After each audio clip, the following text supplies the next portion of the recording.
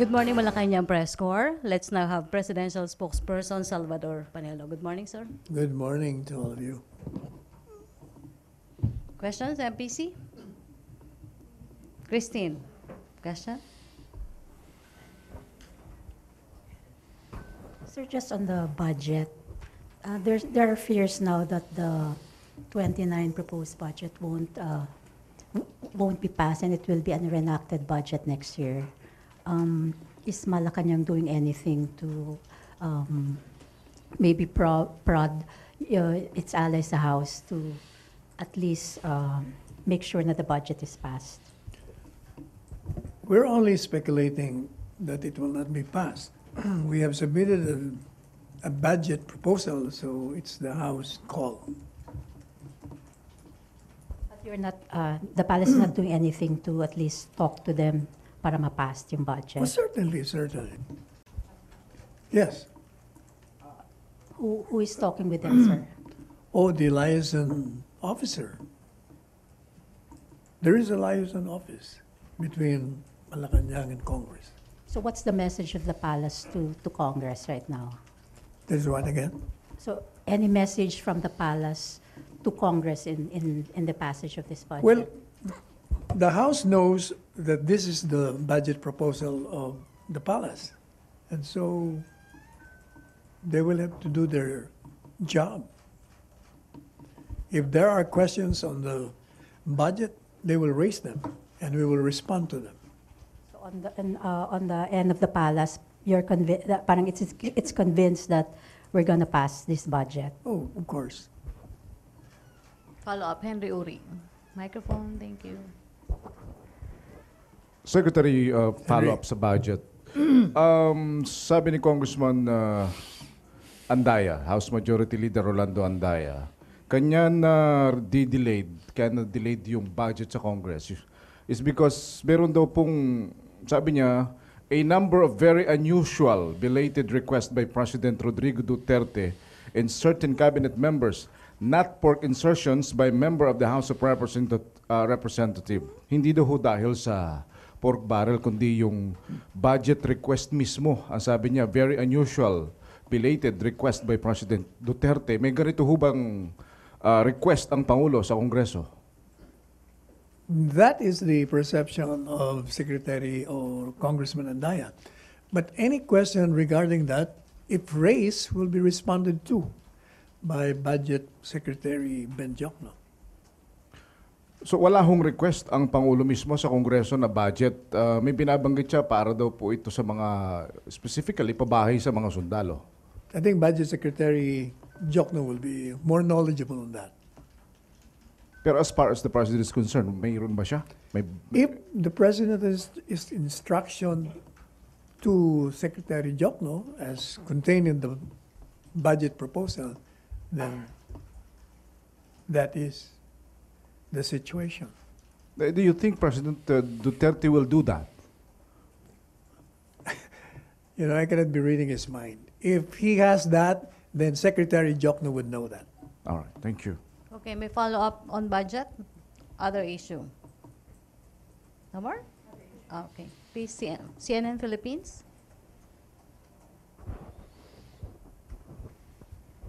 Hi, sir. Yes. Good afternoon. Good Yes, it's afternoon. going to be the anniversary of Maguindanao massacre. It's been 9 years since it happened. What is the reaction of the government, or what do you think of the pace of the trial, given that until now, after 9 years, there's still no conviction? Well, we're not we're not surprised that the wheels of justice in this country grind so slow. Many cases take so long. But what is important to us is justice will prevail. Rule of law will have to be observed, regardless of who the persons are involved in any particular case. Sir, but is Malacañang doing anything to, I don't know, to speak to the judiciary to follow up on this case? The DOJ is the one responsible for prosecuting the case, and so it is doing its job, its level best, to speed up the prosecution of the case. But with the talks of within the official, sir. Do we expect any resolution anytime soon? It depends on the stage of the case. It depends. And it depends on the prosecutors. Thank you. Okay. Follow up? Jonah? Jonah, you. Sir, as a former lawyer of the Ampatuan, tingin nyo makukonvict ba sila? We can always speculate. It's, the courts will always rule on the basis of evidence. That has been the rule, and that has been the training of all lawyers. Follow up. Other issue. May follow up pa sa Ampatuan? No more? Other issue, Joyce?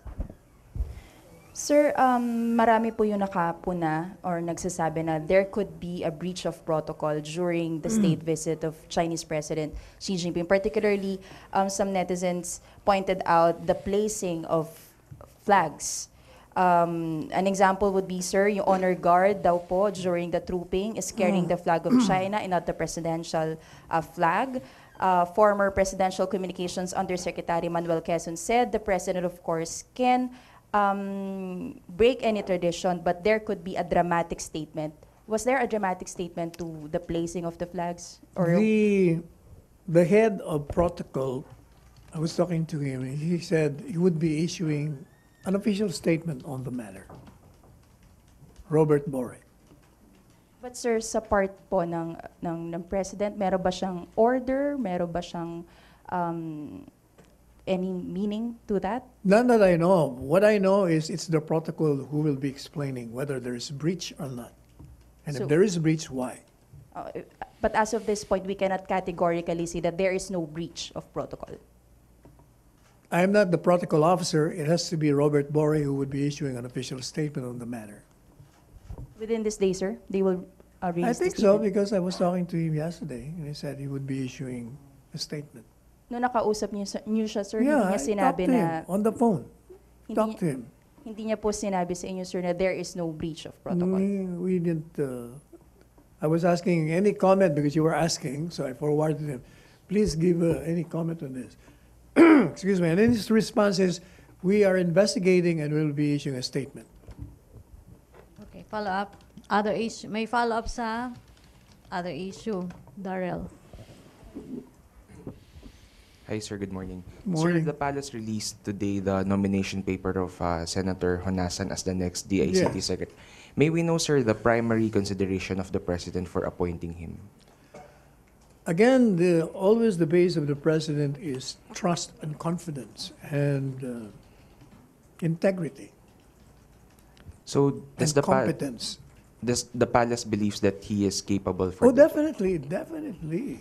Because, sir, because the law that created the ICT has specific qualifications for the department secretary, undersecretary, and assistant secretary, one of which is 7 years of competence and expertise in information and communications technology, information technology service management, information security management, cybersecurity, data privacy, e-commerce, or human capital development in the ICT sector. Do you think that Senator Honasan is capable in any of these fields? It is not for us to decide on that. It will be the Commission on Appointments. And there will be vetting there will be hearing. And you will have to respond to questions on his competence. So, sir, you are open to the possibility of him not being confirmed despite his stature as a senator, sir? Well, when the president nominates, it's for the Commission of Appointments to approve the nomination. Thank you, sir. MPC questions? Okay na tayo? Okay. Yeah, please. Follow up. Microphone. Sir, regarding the JVA draft, a lot of people what? are the JVA draft, oil exploration joint venture draft, sir. Yes.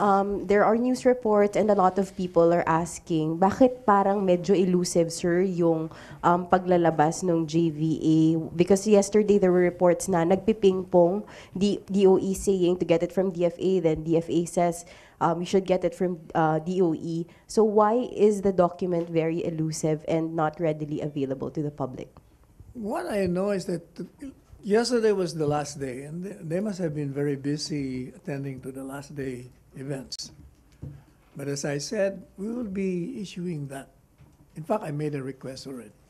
Sir, to the how DFA. soon can we expect the final and official document to be seen or I to be released to suppose the it's the public? DFA secretary who will be releasing that. Okay, So thank we'll you. have to ask him. Okay, sir. Thank you. May follow-up sa... Okay, Sandra? Sandra, long time no see. Hi, Sec. Sir, reaction lang because DFA Secretary Teddy Boy Locsin wasn't happy with your statement na parang it's no big deal whether China drafted the MOU. What can you say about that, sir? What is your reaction? I'm not sure whether Secretary Locsin read the transcript of what happened in this news briefing.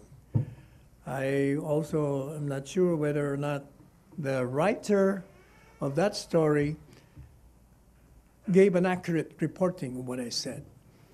What I said, and I will quote the transcript. It was asked by Ina Andulong. He said, there are concerns, or some sectors, sir, are implying that it was China that drafted whatever deal or agreement will be signed. And my response was, oh, it doesn't matter who drafted it. I don't know if this is the only sentence that was reported by the news writer, and this is only the portion that Secretary Locsin read. But I went beyond that. I said, as far as we're concerned, you give us a draft and we will go over it. We have to see whether this is legal or not, whether it's beneficial to us or not. And then Ina Andoling said, so we're okay with China dictating whatever will be the contents of the deal? I said, no. I said, even if China drafts it, it has to go over us. We have to review that in the same manner that if we draft it, it will have to pass through them too. This is the situation. When there is a contract negotiation, there are two parties. The standard practice is you will have to agree first on the terms and conditions of that agreement. And when you already decided on the terms, then somebody will draft it. It's either any of the parties. And after that draft, it has to go over the other party. And we'll look over whether or not the contents of your agreement are incorporated therein.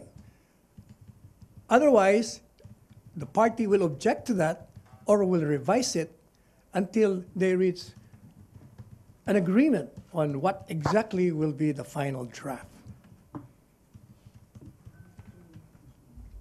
Okay, MPC, follow-up Ace. Other issue. May follow-up pa sa China? Ace. Microphone. Secretary, tungkol din sa isang China project, the UNESCO has warned that San Agustin Church and 3 other Baroque churches around the country may be delisted from the World Heritage List because of the Binondo Intramuros Bridge across Pasig River. What do you say to those concerns? Because it might intrude into the so-called buffer zone daw. As you said, it may encroach. But I was listening in the news story yesterday that the contractor is saying that it will not. So we don't know exactly whether or not it will. But Because if it will, then certainly it is right to object. so is it safe to say that you would object or you would no longer push through with it if it is discovered that it would indeed Not intrude? necessarily not push through, because you may Adjust. move the You may- locations okay. to maybe 100 meters away. Mhm. I So- I don't think that will be a problem. So definitely Malacañang will not allow yung intrusion. Oh, definitely, because that is a World Heritage. Okay. It's part of our history. Okay. Thank you, Secretary. No more questions? Okay na? Okay, thank you, MPC. Thank Hindi, you. meron pa. Okay, Darrell. Sir, may I know the President's comment on the traffic that was created because of the visit of Chinese President Xi Jinping? Does he have any comment on the traffic, the heavy traffic that was experienced in the... None that I know of. But, I think that should be understandable, given the fact that the Manila area the work was suspended. Hence, all the motorists would be not passing here because of the security. So they'll have to converge in the Makati area and other places. And there will be traffic. All of us, me too. But sir, there were unannounced road closures. So and the PSG and MMDA seem to point fingers at each other because of several motorists and passengers were caught unprepared by the road closures. Well, we have to live with that because the concern of the state would be the security of a visiting head of state.